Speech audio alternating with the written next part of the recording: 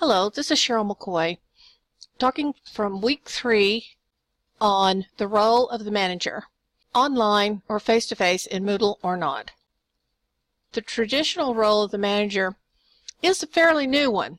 We didn't have even a principal until about 100 years ago. We're talking about the teacher being the number one traditional role, and the principal, and then their staff, like the librarians and things like that. So in the traditional role of manager, this is something that's come along since we have had technology. You might think about a tech director, tech assistant, somebody who takes care of the technology in the school or works with the behind-the-scenes management part of it. In the classroom or in the school, the manager has a responsibility to the teacher and the school. It's highly unlikely that the manager is ever going to go in and teach a class. I mean, they may show a piece of equipment, they may explain how to use something. That's about the sum of it, and that probably won't happen when there's students there. There would be adherence to school policies. They are particularly bound by school policies because their job is to assist and develop and grow the technical system that supports the teachers. Maintain technologies, hardware, software, peripherals. It is difficult to make changes because people are concerned about hacking, kids getting into the system, people using it for the wrong reasons. While online itself is fairly new, the manager's been right there from the very beginning. They really have more technical proficiencies than the teacher. Their responsibility may or may not be the same as in school. The manager could also be a teacher and an owner. The teacher could be everything, like Dr. Nellie. She's an administrator, she's the manager, she's the teacher.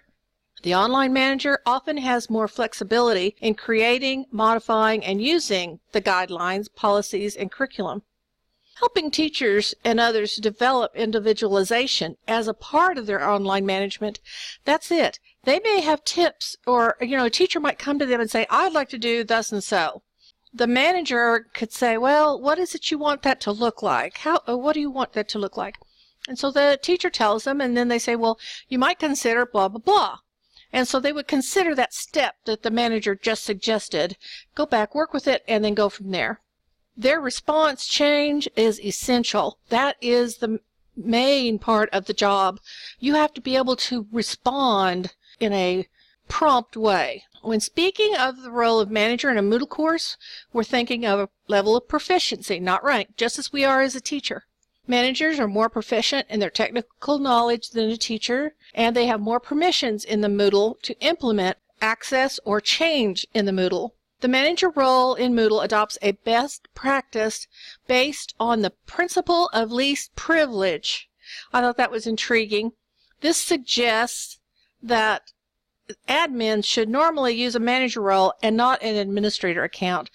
And they were using an example as Linux. You don't want to go in there as the person who owns everything and get into the root. For other, more complex Moodle components, even the manager must go to the administrator. So here we are. We've discussed the manager's role in school, the manager's role in a Moodle, and here are the web links that I used to help develop this short, brief explanation of the role of the manager in school and in Moodle. Thank you very much. If you'll give me a thumbs up and subscribe to my channel Into Teaching Everyone, I would really appreciate it.